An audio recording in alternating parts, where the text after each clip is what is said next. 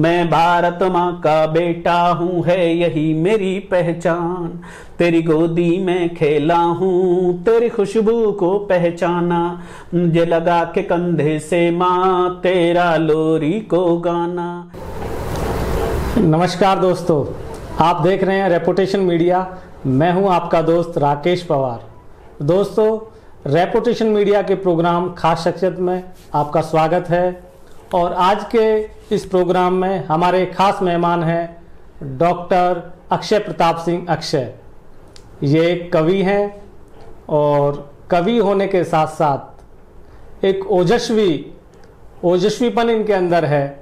तो आज हम जानते हैं इनके जीवन के बारे में कि इनकी जर्नी एक गांव से लेकर और एक शहर, और शहर के साथ साथ इनके साथ एक खासियत और है कि ये पेशे से एक पेशगार हैं कोर्ट में।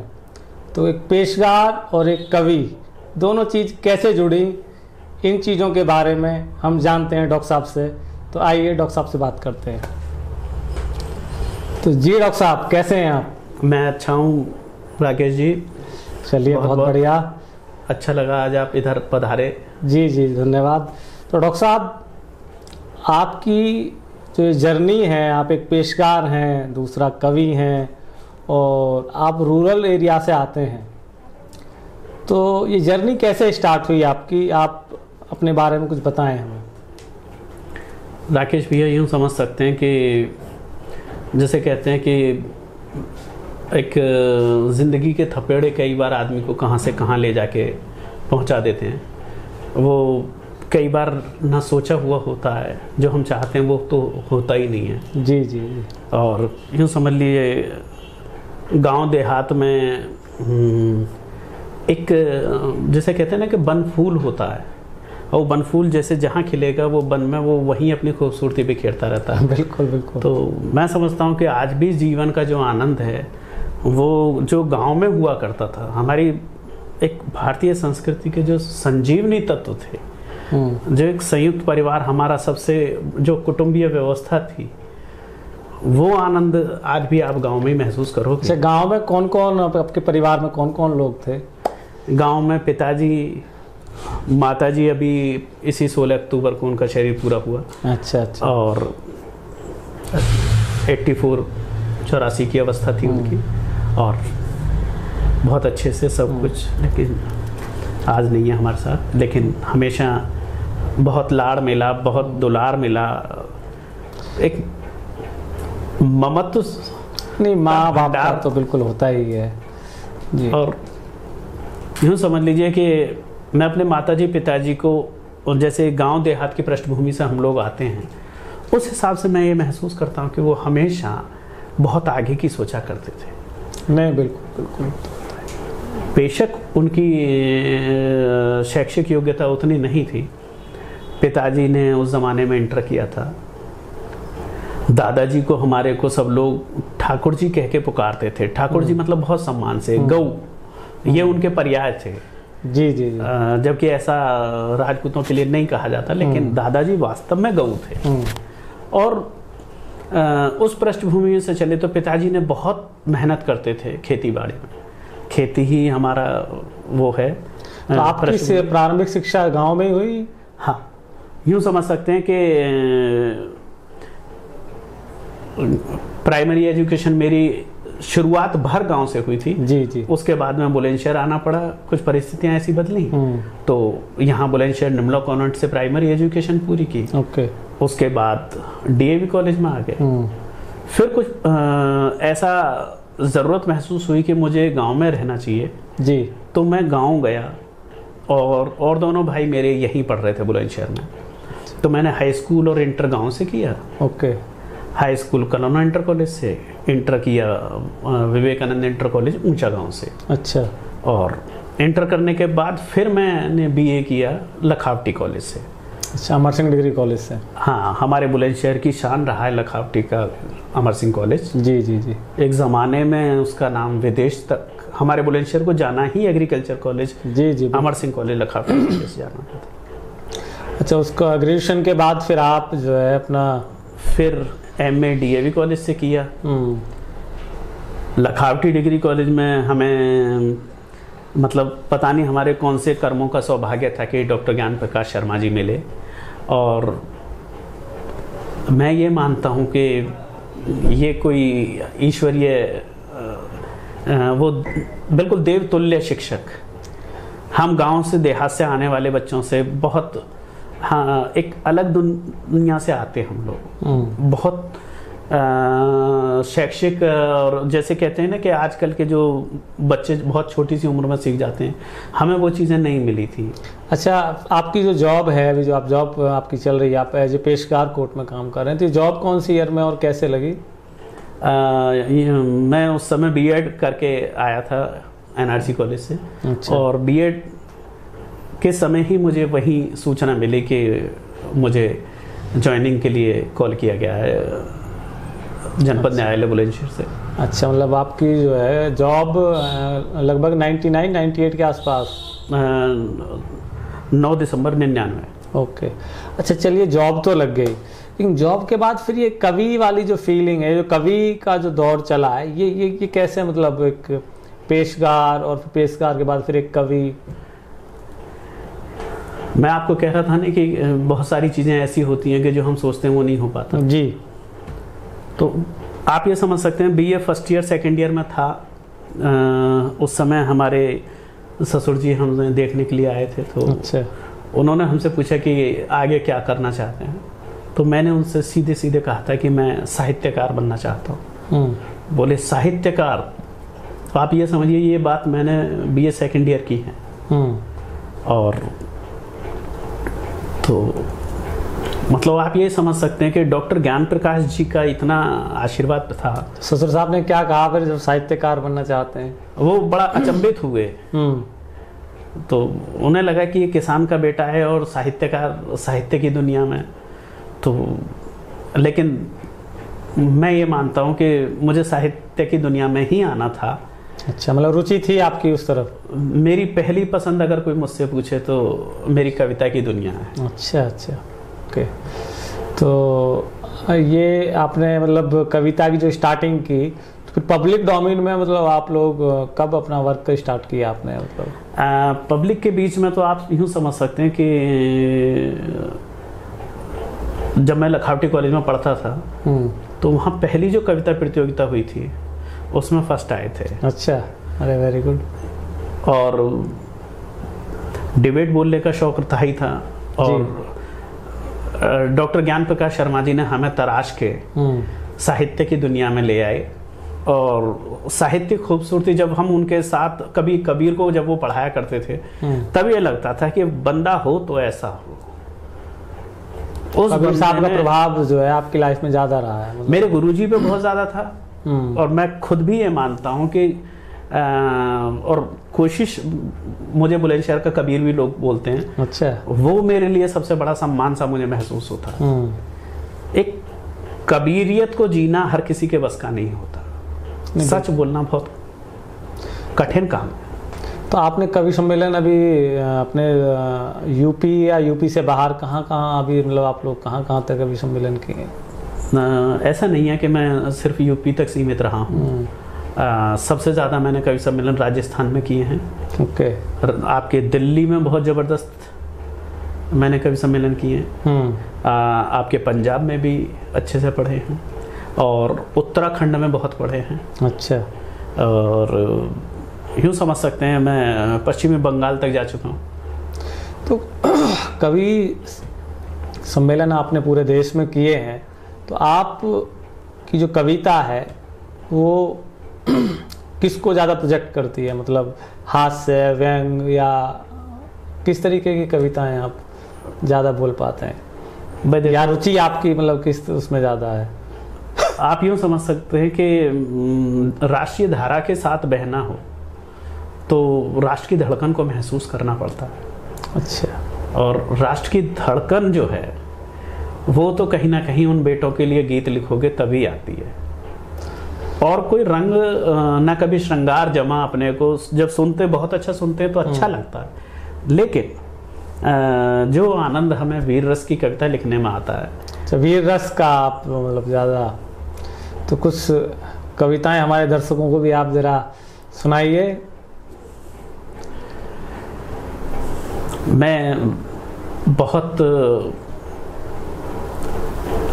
अगर कोई मुझसे कहे तो मैं देश के बेटों के बारे में जब बोलता हूँ तो कई बार उस दुनिया में पहुँच जाता हूँ कि थोड़ा सा सब कुछ भूल जाता हूँ। और वो बेटे तो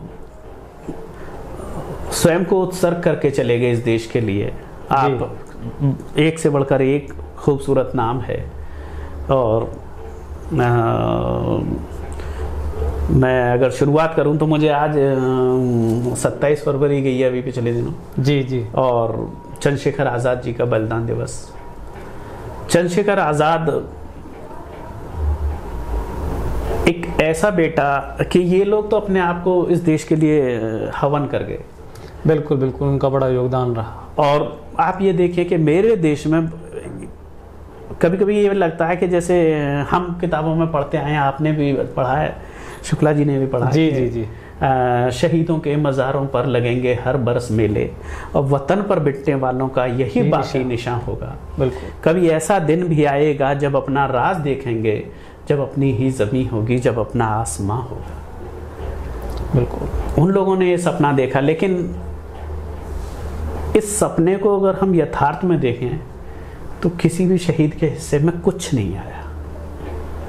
चाहे वो सुभाष चंद्र बोस हों, चाहे वो सरदार भगत सिंह हों, चाहे वो चंद्रशेखर आज़ाद हों, चाहे वो हमारे बुलंदशहर के अपने हमारे विजय सिंह पथिक जी हों, और एक से बढ़कर एक नाम है। ये जितने भी आपने नाम लिए हैं, अशफाक उल्लाह खान है, अशफाक उल्लाह बिस्मिल हैं, बहुत लोगों ने देश के लिए जो है कुर्बानी दी है और देश के लिए मत वाले शहीद हुए हैं। लेकिन ये जो दर्द है ये कहीं ना कहीं हम भी समाज में देखते हैं। तो इसमें आप क्या कारण मानते हैं कि जिन लोगों ने बिना शर्त के, बिना किसी सोच के देश के लिए जो कुर्बानी दे दी, और आज उन लोगों को सम्मान नहीं मिल पा रहा, तो इसका कारण आप क्या मानते हैं, अगर आपने अपनी इस चीज़ को महसूस किया हो, फील किया हो?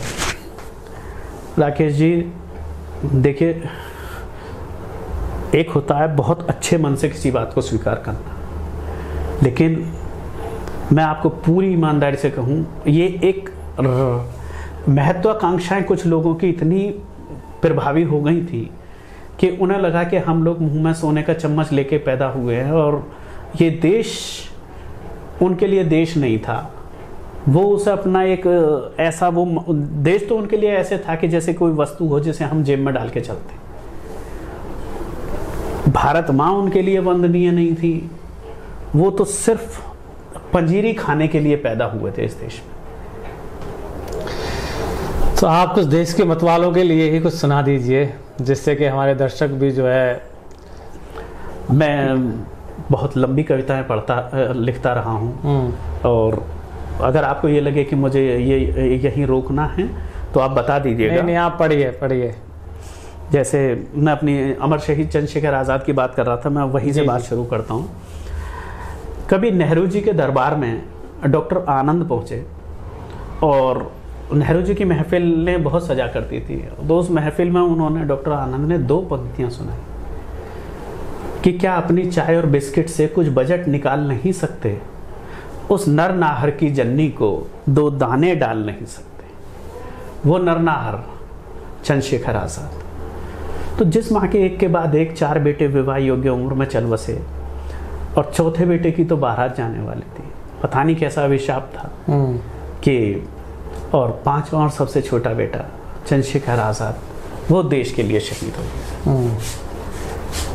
ये कितने बड़े लोग थे, कितना बड़ा इनका नाम था। जी, सारी चीज़ें तो हमने पढ़ी, लेकिन एक दूसरी दिशा भी आती है। मैं, अगर हो सकता है आपको मेरी बात कड़वी लगे, लेकिन इस कड़वाहट को सिर्फ इसलिए सुनिएगा कि ये देश के बेटों की बात है। जी सुनाइए, आप सुनाइए।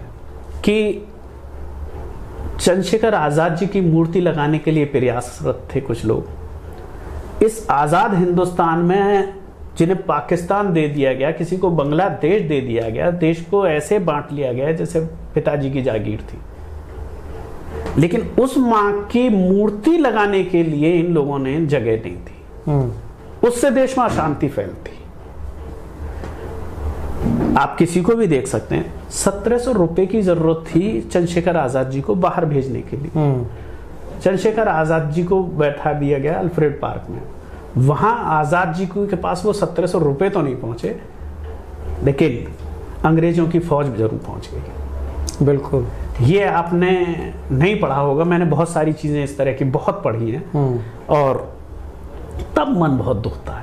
मैं वहीं से एक कविता, एक बूढ़ी माँ जिसे 2 दाने नहीं मिले आजाद हिंदुस्तान में, वो भूख से तड़पती सी चली गई लगभग, और 2 दाने पहुंचे भी तो तब पहुंचे कि जब उस माँ की भूख थक चुकी थी। वो माँ बनना गाना चाहती है शुक्ला जी। मैं माँ की बस यह इच्छा थी बेटे का ब्याह रचाऊंगी, बेटा बहू लेने जाएगा झूम के बन्ना गाऊंगी। सुन आवाज पिता की माँ के आंचल में छुप जाता था, भारत माँ के कष्ट देख कर रोम रोम दुख जाता था। माँ की बेड़ी खंडित करने का संकल्प पुराना था, शेखर आजादी की पावन शम्मा का परवाना था। अगर पता ये होता उस शेखर परवाने को, माँ तरसेगी उसकी आजादी में 2-2 दाने को। तो वो शेर नहीं करता बेकार शहादत की गलती, या गोरों से पहले गोली काले अपनों पर चलती। आजादी का मंसूबा भी ना आबाद हुआ होता, शेखर शेखर ही रह जाता ना आजाद हुआ होता। वो भी सुख से रह सकता था, क्या उसकी मजबूरी थी?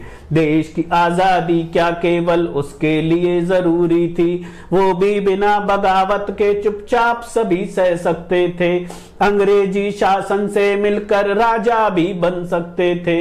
आजादी की एक किरण के वो केवल दीवाने थे, आजादी की एक किरण के वो केवल दीवाने थे। शोलों पर चलने वाले वो परवाने मस्ताने थे, उनके खून की कुर्बानी का दिल्ली में कोई मोल नहीं। उनके परिवारों को मिलते 2 मीठे क्यों बोल नहीं।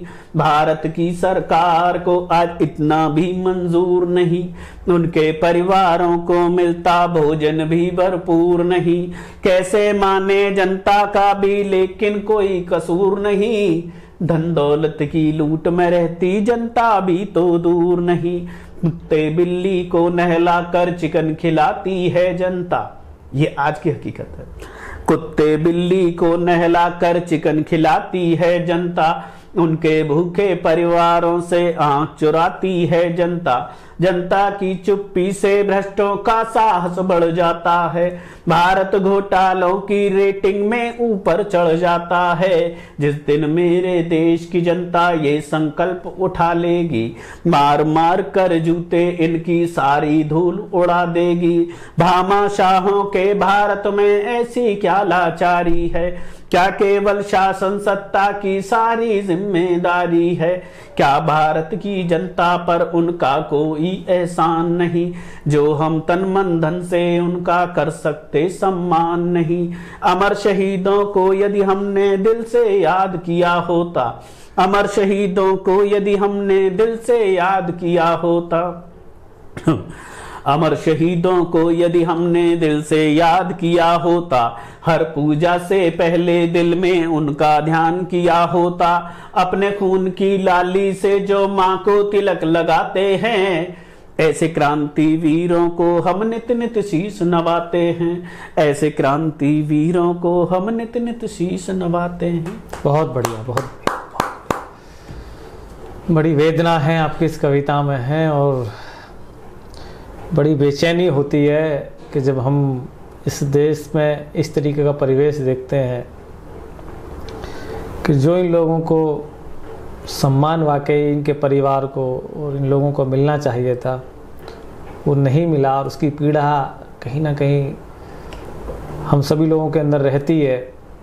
और अपने अपने स्तर से हम सब लोगों का प्रयास रहता है कि भाई हम कुछ करें देश के लिए, समाज के लिए।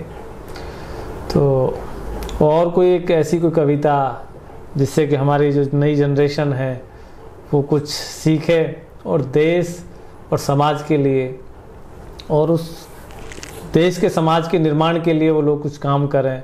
तो और कोई ऐसी कोई कविता आपकी जिससे कि जो है एक और नए हमारे युवाओं में चेतना है? राकेश जी, ये सारे के सारे जितने भी, जैसे कहते हैं ना कि उम्र होती है दीवानगी की,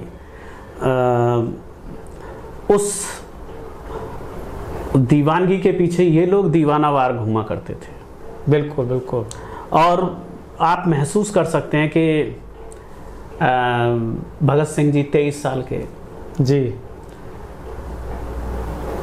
रानी लक्ष्मीबाई 23 साल की, बिल्कुल, चंद्रशेखर आज़ाद ये 24 के थे। हाँ, ये सभी लोगों ने बड़ी यंग एज में देश के लिए सब कुर्बान। 25-26 की उम्र रही थी राम प्रसाद बिस्मिल की, अशफाक उल्लाह खान साहब की, ये सारे लोग एक से बढ़कर एक। अब बताओ इतनी सी कम उम्र में 23 साल, जहाँ 23 साल की उम्र में भगत सिंह क्या सोचा करते थे उस जमाने की बात। बड़ा बिल्कुल सही कह रहे हैं आप।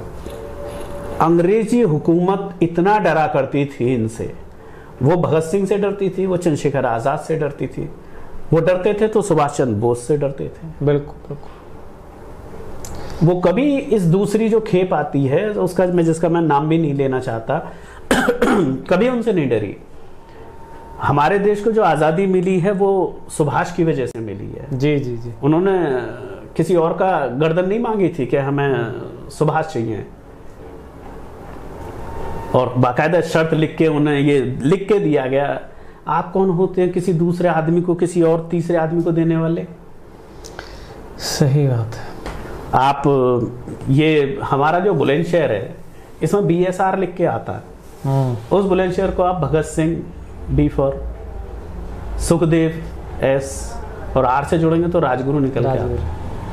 अब ये तीनों एक दूसरे का पर्याय हैं, जो एक दूसरे का शरीर जरूर तीन है लेकिन तीनों हैं। उसी में चंद्रशेखर आज़ाद है, और कहीं सुभाष को भी ये दिख रहा है कि इस पीढ़ी पे मैं पूरा भरोसा कर सकता हूं। आप ये देखिए कि मैंने एक गीत लिखा जी, और उस गीत की भूमिका अगर मैं आपको सुनाऊं तो मैंने क्यों लिखता हूं ऐसी चीजें, आप ये महसूस कर सकते हैं कि जिस दिन फांसी दी जानी चाहिए थी उससे एक दिन पहले उन्हें फांसी दी गई। बिल्कुल। जितने समय उन्हें लटकाया जाना चाहिए तो उससे कहीं बहुत ज्यादा देर तक। कितना भय था इनके लोगों के अंदर। भाई आप 1 मिनट लटक के ही देख लो। बिल्कुल सही बात। और आपने हद कर दी। और उसके बाद उन्हें फांसी के फंदे से जब उतारा गया तो फांसी के फंदे से उतारने के बाद उनके छोटे छोटे टुकड़े किए गए। छोटे छोटे टुकड़े करने के बाद उन छोटे टुकड़ों को बोरे में भरा गया। उन्हें बोरे में भरने के बाद जेल की दीवार तोड़ी जाती है। जेल की दीवार तोड़ने के बाद पीछे खड़े ट्रकों में उन बोरों को फेंका जाता है, और वो बोरे नदी के पास ले जाकर मिट्टी का तेल छिड़क कर उनमें आग लगा दी जाती है। मिट्टी का तेल छिड़क कर। अब ये थे, कितना खौफ रहा। लेकिन साहब भगत सिंह तो भगत सिंह ठहरे, पूरी जेल में हाहाकार मचा हुआ था। सब चारों तरफ से भगत सिंह जिंदाबाद, सुखदेव जिंदाबाद, राजगुरु जिंदाबाद। इंकलाब का कोई पर्याय है हमारे देश में, अगर सबसे टॉप पे कोई मुझसे पूछे तो मैं नाम लूंगा भगत सिंह का। उस भगत सिंह आज तक हमारे देश में कहीं कोई संग्रहालय उनके नाम पर नहीं, चंद्रशेखर आज़ाद के नाम पर नहीं, सुभाष के नाम पर नहीं, अशफाक के नहीं, राम प्रसाद बिस्मिल नहीं, जितने भी लोग हैं, सावरकर के नाम पर कुछ नहीं। ये सारे एक से बढ़कर एक खूबसूरत नाम। हमारे बुलंदशहर में विजय सिंह पथिक जी की जरूर एक स्मृति उनके जन्मस्थली में बनी हुई है। सो वो भी उनका व्यक्तिगत प्रयास है, उसमें सरकार का कोई अंशदान नहीं है। और जब मैं भगत सिंह और सुखदेव और राजगुरु और इन लोगों की बात करता हूँ तो आप इन सारों को एक मेरे इस गीत के अंदर महसूस करिएगा। जी जी जी, इबादत है। देश की नौजवान पीढ़ी को मैं इससे बढ़कर कुछ और नहीं दे सकता। कहीं हमारे बड़े भाई गजेंद्र सोलंकी जी, उन्होंने लिखा कि राजनीति के दलदल में जहां कहीं जल दिखता हो, हर कोई जाति धर्म के नारे दीवारों पर लिखता हो, अरे समझ नहीं आता तब कैसे राम लिखूं, रहमान लिखूं, हर भारतवासी के दिल पर कैसे हिंदुस्तान लिखूं। तब मैं ये गीत सुनाता हूं आपको। जी जी। और इस गीत की भूमिका बस यही है कि हम सिर्फ, हमारी कोई पहचान अगर है तो हम सिर्फ भारतवासी हैं। जो भारतवासी नहीं है उसे इस देश में कोई जगह नहीं होनी चाहिए, चाहे वो जाफर हो चाहे वो जयचंद हो। मैं भारत माँ का बेटा हूँ, है यही मेरी पहचान। मैं भारत माँ का बेटा हूँ, है यही मेरी पहचान। कर शब्द समर्पित माँ को मैं वारूं इस पर प्राण। मैं भारत माँ का बेटा हूँ, है यही मेरी पहचान। तेरी गोदी में खेला हूँ, तेरी खुशबू को पहचाना। मुझे लगा के कंधे से माँ तेरा लोरी को गाना। तेरी सांस की डोर बंधी है माँ पल पल मुझसे। मुझको ये जग जानेगा मेरी माँ बस तुझसे। घर द्वार देहरी दिल पर मैं लिख दूं हिंदुस्तान। घर द्वार देहरी दिल पर मैं लिख दूं हिंदुस्तान। कर शब्द समर्पित माँ को मैं वारूं इस पर प्राण। मैं भारत माँ का बेटा हूँ, है यही मेरी पहचान। तेरी गोदी में खेला हूँ, तेरी खुशबू को पहचाना। मुझे लगा के कंधे से माँ तेरा लोरी को गाना। तेरी सांस की डोर बंधी है माँ पल पल मुझसे। मुझको ये जग जानेगा मेरी माँ बस तुझसे। घर द्वार देहरी दिल पर मैं लिख दूं हिंदुस्तान। और साहब, एक बहन अपने भाई से क्या उम्मीद की? माँ तूने मुझे बताया भैया बलिदान हुआ था। माँ तूने मुझे बताया भैया बलिदान हुआ था। तेरी लक्ष्मी का ना यहाँ दामन कोई छुआ था। कैसे उस तरुणाई ने देखा आजाद सपन था। चूमा था फंदे को फिर किया यहाँ गमन था। अपने लहू से दी माँ तेरे चेहरे को मुस्कान। अपने लहू से दी माँ तेरे चेहरे को मुस्कान। कर शब्द समर्पित माँ को मैं वारूं इस पर प्राण। मैं भारत माँ का बेटा हूँ, है यही मेरी पहचान। और इस गीत का अंतिम काव्यांश आपको सौंपता हूँ शुक्ला जी। जी स्वागत है। माँ तेरे उन बेटों की मैं आज आरती गाऊं। माँ तेरे उन बेटों की मैं आज आरती गाऊं। और बसंती वाले वो नगमे तुझे सुनाऊं। माँ उनको याद करूं मैं, मन मेरा हर्षाता है। हर शब्द मुखर हो उनको, मन जन गण मन गाता है। हर शब्द मुखर हो उनको, मन जन गण मन गाता है। आज तिरंगे की है माँ उन बेटों से शान। आज तिरंगे की है माँ उन बेटों से शान। कर शब्द समर्पित माँ को मैं वारूं इस पर प्राण। मैं भारत माँ का बेटा हूँ, है यही मेरी पहचान। बहुत बढ़िया डॉक्टर साहब, आपने तो पूरा माहौल ही जो है बदल दिया। अभी कबीर पे भी आप जो है कुछ कबीर पे भी सुनाएंगे, कुछ कबीर पे भी आपने जो है काफ़ी पढ़ा है, कबीर का कुछ है? कबीर के विषय में मैं अभी इस समय तुरंत याद नहीं आ रहा।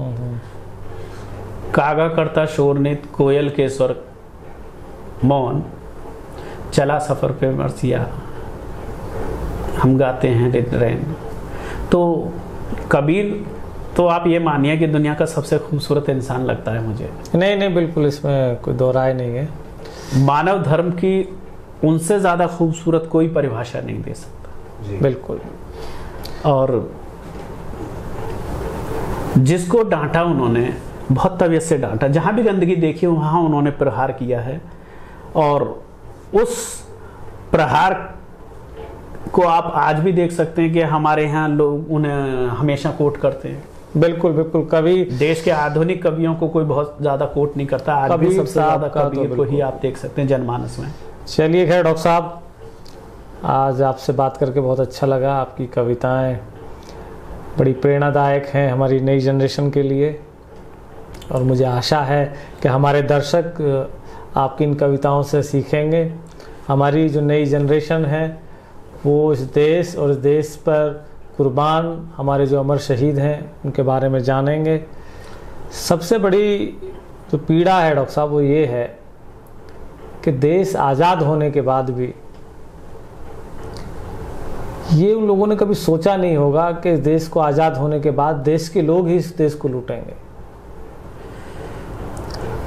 ये एक बड़ी वेदना का विषय है और मैं अपने दर्शकों को बताना चाहूँगा जो अपने हमारे नए युवा हैं कि ये देश, हमारे देश के वीर शहीदों ने कितनी तपस्या के साथ इसको आज़ाद कराया और आज इस देश की हालत ये है कि यहाँ इतना भ्रष्टाचार है और जितने भी लोग ऐसी पोजीशंस पे बैठे हैं कि वो अपने दायित्व का निर्वहन सही तरीके से नहीं कर रहे हैं, तो ये आपने बहुत सही बात ऐसे लोगों के बारे में डॉक्टर साहब हमारी नई जनरेशन जो है वो पढ़ती है, लिखती है और फिर वो भी उन्हीं पदों पे या उन्हीं पोजीशंस पे जाते हैं। तो राकेश जी, यहाँ एक थोड़ा सा आप देखें कि हम और आप लगभग बहुत ज़्यादा फर्क नहीं जी, लेकिन मैं एक चीज़ आपको पूरी ईमानदारी से आपने भी महसूस की होगी कि जहाँ इस मिट्टी में, बुलंदशहर की मिट्टी में, आप ये देखिए कि बहुत ज़्यादा हम विजय सिंह पथिक जी के बारे में नहीं जानते। जी जी जी। और अगर मैं उस दिन हमारे देश के महान साहित्यकारों में जिनका नाम लिया जाता है, ऐसा एक बुलंदशहर में जन्मा देश का सबसे बड़े साहित्यकारों में उनका नाम आचार्य चतुरसेन शास्त्री जी। मैं उनके गांव में 3 जगह खड़ा हुआ और 3 जगह मैंने यह पूछा कि भाई आचार्य चतुरसेन शास्त्री जी की यहाँ कोई स्मृति है? तो बोले जी कौन आचार्य चतुरसेन शास्त्री जी? मैंने कहा भाई इसी गांव की मिट्टी में पैदा हुए थे आचार्य चतुरसेन शास्त्री जी। उन्होंने जबरदस्त साहित्य की रचना की। यही तो पीड़ा होती है। यही, अब आप ये देखिए कि जिस गांव में वो पैदा हुए, हम लोग उनकी कहाँ हैं? हम लोग उन चीजों को संभाल के नहीं रख पाए, हम अपनी पीढ़ियों को बता नहीं पाए ये सारी चीजें। बिल्कुल बिल्कुल। आप ये देखिए, क्या आपको ये लगता है कि हमारे देश में महाराणा प्रताप सहेजे गए? जी जी बिल्कुल बिल्कुल बिल्कुल। हमने तो पूरी जिंदगी महाराणा प्रताप पे वही रणबीर चौकड़ी भर भर कर चेतक बनिया निराला था, एक आध और छिटपुट कोई कविता आती है, बस इतनी कविताएं हम लोगों ने महाराणा प्रताप के बारे में सुनी है। जबकि अगर देखा जाए तो हमारे देश की मिट्टी में एक ऐसा बेटा हुआ जिससे समूचा विश्व प्रभावित रहा। इसका डॉक्टर साहब सबसे बड़ा कारण जहाँ तक मैं मानता हूँ कि ये जो देश में अलग अलग प्रकार की सभ्यताएं, अलग अलग प्रकार के लोगों का आना, क्योंकि हम लोग देख रहे हैं कि ये हमारे पिछले जो कई सौ साल ऐसे गुजरे हैं कि यहाँ कभी किसी का शासन रहा, कभी किसी का रहा, कभी किसी का रहा, और इस शासन से कहीं ना कहीं मैं ये समझता हूँ कि हमारे देश की जो संस्कृति है उसको खंडित तो किया गया, जिससे कि हम लोग जो है उस चीज़ से वंचित रहें। और आज भी हम लोग ये देख रहे हैं कि आज़ादी के बाद भी जो लोग इतिहास में सही तरीके से दर्ज होने चाहिए थे वो नहीं हुए, और ये हमारे समाज की, हमारे देश की वेदना है और इसको जो है समझना चाहिए। चलिए डॉक्टर साहब, बहुत अच्छा लगा आपसे बात करके और आपने हमें इतना समय दिया। तो दोस्तों, आप थे हमारे साथ डॉक्टर अक्षय प्रताप सिंह अक्षय, ये बुलंदशहर के बहुत ही आप बुलंदशहर का नाम बार बार जो इस तरह से लेते हैं, मुझे थोड़ा सा एक जमाना हुआ करता था हमारे बुलंदशहर को शहीदों के लिए जाना जाता था। जी जी जी बिल्कुल। इस मिट्टी में आचार्य चतुरसेन शास्त्री जी हुए, अशोक चक्रधर जी हुए, राधेश्याम प्रगल्भ जी हुए, मिलेनियम सॉन्ग देने वाले संतोष दादा हुए, डॉक्टर अर्जुन सिसोदिया हैं, गजेंद्र सोलंकी हैं, ये बहुत बहुत बड़े बड़े नाम हैं। यहाँ तो राजा उमराव सिंह, और अभी कालेआम पर जो है, ये कालेआम जो हमारा शहीदी दिवस है, यहाँ इतने लोगों ने यहाँ जो है शहीदी जिन लोगों की हुई है, बल्कि तो वीरों की भूमि है। मैं आपको एक छंद और अपने बुलंदशहर की उस मिट्टी से, उस नाम को थोड़ा सा अलग करना चाहता हूँ। चलिए चलिए बताइए। आज हमारे बुलंदशहर को बदनाम किया जाता है, लेकिन मैं अपने बुलंदशहर का जो गौरव है वो यही रहा कि ये शहीदों की धरती है। सबसे ज़्यादा अभी हमारे योगेंद्र यादव जी ने परमवीर चक्र विजेता साहित्यकारों की बड़ा जबरदस्त रोल। और एक मैं मतलब एक छंद अपना पढ़ना चाहता हूँ। जी और वो छंद की भूमिका सिर्फ ये कह सकता हूँ कि कहीं ऊपर वाले के दरबार में पितामह भीष्म पहुंचे तो जिज्ञासा हुई, उन्होंने पूछा कि क्या इस तो पक्षीराज का जो चित्र देगा तो उन्होंने कहा इस पक्षी ने इतने महान काम किए थे? तो उत्तर मिला हाँ। बोला जब भरी सभा में द्रौपदी अपमानित होती रही और आप के पास सारे अस्त्र थे, सारे शस्त्र थे, अगर एक जोर से आवाज लगा दी होती तो किसी की इतनी हिम्मत नहीं थी कि द्रौपदी की तरफ आंख उठा के देख ले, लेकिन आप शांत बैठे रहे। जी। मैं उस शांत बैठे हर आदमी से कहना चाहता हूं कि देश की बेटी कहीं भी हो, आपको भगत सिंह की तरह, चंद्रशेखर आजाद की तरह से उसकी रक्षा करनी है, उसके मान सम्मान की। मैं 4 पंक्तियां अपनी सुनाता हूं आपको। जी स्वागत। कि करुण पुकार सुनी जटायु ने जानकी की गिद्धराज रावण को ललकार जाता है। करुण पुकार सुनी जटायु ने जानकी की गिद्धराज रावण को ललकार जाता है। काल ने भी जिसकी थी दास्तां स्वीकार करी, मुंह पर पंजे वो कई मार जाता है। युद्ध घमासान हुआ, चूर चूर मान हुआ, जीता हुआ रावण भी मन हार जाता है। और नारी के बचाने हेतु रावण से युद्ध किया नमन, जटायु को जो प्राण वार जाता है। तो बुलंदशहर की मिट्टी में बड़े बड़े अच्छे बेटे पैदा। बहुत बढ़िया, बहुत बढ़िया, बहुत अच्छे डॉक्टर साहब। तो दोस्तों, डॉक्टर साहब ने हमें बहुत अच्छी कविताएं सुनाई और आप वीर रस के कवि हैं, और जब वीर रस की कविताएं आप सुनाते हैं तो माहौल बदल जाता है, और माहौल बदलना नहीं गमगीन हो जाता है। तो ऐसे महान कवि के साथ आज हमें इंटरव्यू करने का मौका मिला, बात करने का सौभाग्य मिला। तो दोस्तों, आज के खास प्रोग्राम खास शख्सियत में हमारे साथ डॉक्टर अक्षय प्रताप सिंह अक्षय रहे, और मैं हूं आपका दोस्त राकेश पवार। आप देखते रहिए रेपुटेशन मीडिया। नमस्कार। जय हिंद।